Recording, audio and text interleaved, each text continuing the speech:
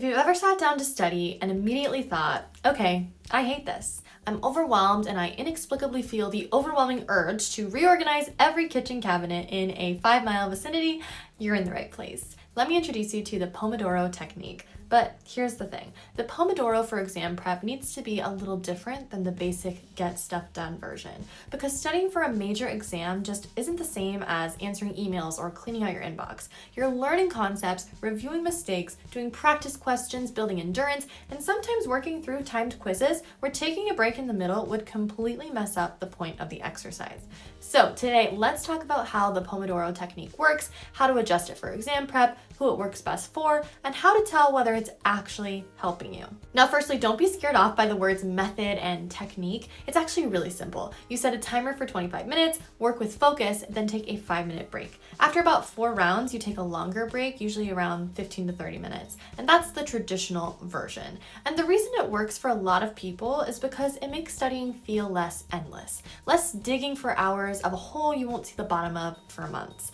Instead of telling yourself, I need to study for 4 hours, which sounds, awful, you're saying, I just need to focus for the next 25 minutes. That's much easier to start. It takes away the intimidation factor, and honestly, for a lot of exam candidates, starting is half the battle. The timer creates a container. It gives your brain a clear beginning and end. You're not committing to forever, you're committing to one focused block. But for exam prep, I don't want you to use Pomodoro blindly, because not every study task fits neatly into 25 minutes. For example, if you're reviewing flashcards, reading a short lesson, watching part of a lecture, or doing a small set of practice questions, a 25-minute Pomodoro can be perfect. But if you're taking a timed practice quiz, a simulated exam section, or a longer set of questions where pacing matters, don't stop just because a timer goes off. That defeats the purpose. In that case, make the quiz itself the focus block, or whatever that bite-sized piece of your prep course is. So instead of doing 25 minutes on, 5 minutes off, you might do one timed 30-minute quiz, then a break, then a review block, or one full simulation set, then a break, then a mistake review. That's a better exam prep version of Pomodoro. You're still working in focused chunks, but the chunks match the task. Here's how I'd use it.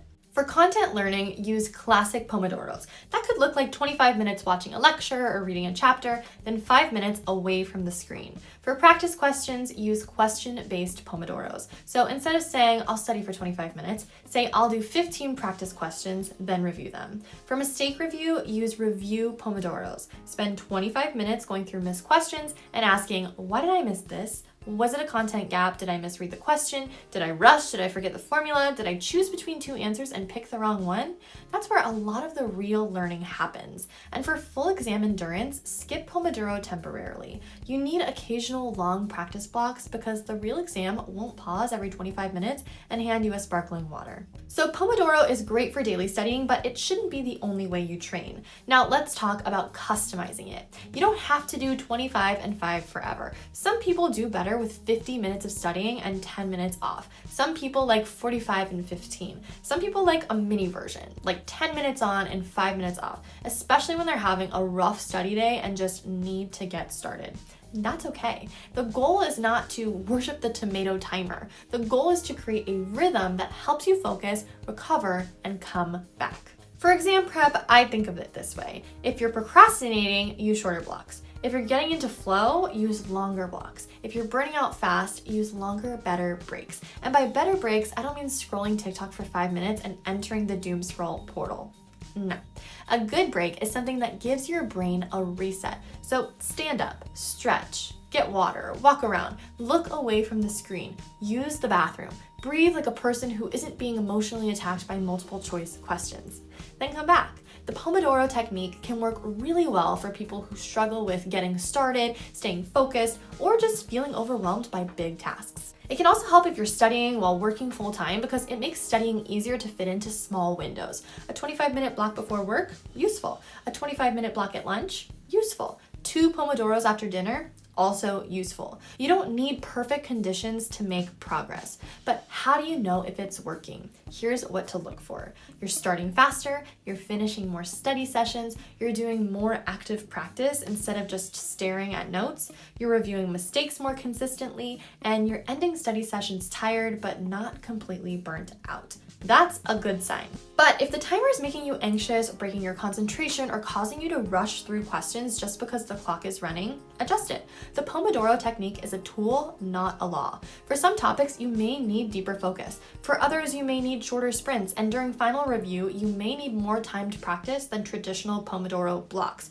So here's how to get started. Pick one study task. Not study for my exam, that's too vague. Pick something specific, like watch one lesson, do 20 practice questions, review missed questions from yesterday, make flashcards for one topic, work through one formula set, then set your timer.